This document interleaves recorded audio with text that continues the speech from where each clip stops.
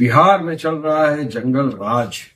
नीतीश तेजस्वी की सरकार पूरी तरह से फेल हुआ। आरिफ जमाल साहब का दिन दहाड़े कुछ हमलावर आते हैं मोटरसाइकिल के ऊपर, उनके बच्चे के सामने उनको गोली मार, डॉक्टर ने इलाज नहीं, आरिफ साहब की जान चलेगी उनकी। मुंह आरिफ के 3 छोटे छोटे बच्चे, सबसे बड़ा बच्चा उसका 11 साल का है। कौन देखभाल करती? आवाज को दबाने की कोशिश कर रहे हैं, मजलूमों की, दलितों की, मुसलमानों की जो आवाज है उसको दबाने की कोशिश कर रहे हैं ना। BA, BCom, BSc, MA, MCom करें विश्व की सबसे बड़ी यूनिवर्सिटी इग्नू से। सॉल्व असाइनमेंट्स और गाइड बुक्स प्राप्त करें। संपर्क करें Mahakal computers, DAV PG college के पास, पंच मंदिरा मोड़ से दाहिने, सिवान।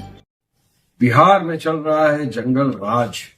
नीतीश तेजस्वी की सरकार पूरी तरह से फेल होती हुई नजर आ रही है।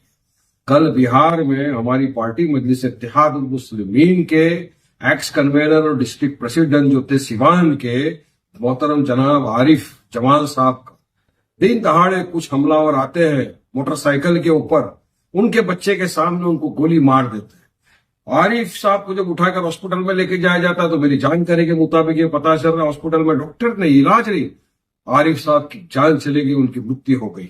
अल्लाह मरूम की मगफिरत फरमाए, जन्नतुल फिरदौस में आला से आला मकाम दर्जात बुलंद अता फरमाए। मगर यहाँ मैं पूछना चाहूंगा बिहार की सरकार क्या कर रही है? कुछ दिनों पहले हमारे पार्टी के जो प्रेसिडेंट अख्तर उल ईमान साहब, उनका फेसबुक का अकाउंट हैक कर दिया। हैक करने के बाद उनको धमकियां मिल रही है, मगर बिहार की पुलिस सरकार सब सो रही है। अब ये हादसा हो गया। सोचिए, मरहूम आरिफ के 3 छोटे छोटे बच्चे, सबसे बड़ा बच्चा उसका 11 साल का है। कौन देखभाल करेगा? क्या होगा? हम तो खड़े ही है उनके साथ में, कांधे से कांधा मिलाकर। हमारे पार्टी के प्रेसिडेंट बैरिस्टर असदुद्दीन ओवैसी साहब ने उनके घर वालों से बात की, उनके पिता से बात की, उनके भाई से बात की, पूरा आश्वासन दिया है कि हम किसी भी तरह से उनको न्याय दिलाएंगे।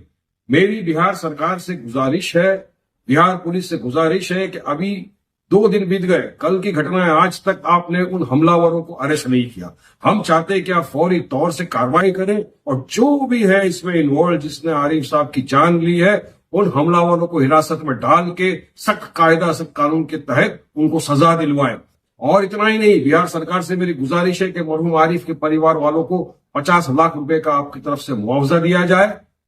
और बात नंबर 2, ये जो लोग हमारी मजलिस की आवाज को दबाने की कोशिश कर रहे हैं, मजलूमों की, दलितों की, मुसलमानों की जो आवाज है उसको दबाने की कोशिश कर रहे हैं ना, तो मैं उन नफरती चुट्टुओं को इस माध्यम से मैसेज देना चाहूंगा कि आप मजलिस की खूबसूरती को नहीं जानते। जितना आप दबाने की कोशिश करोगे उतना उभर के उठेगी।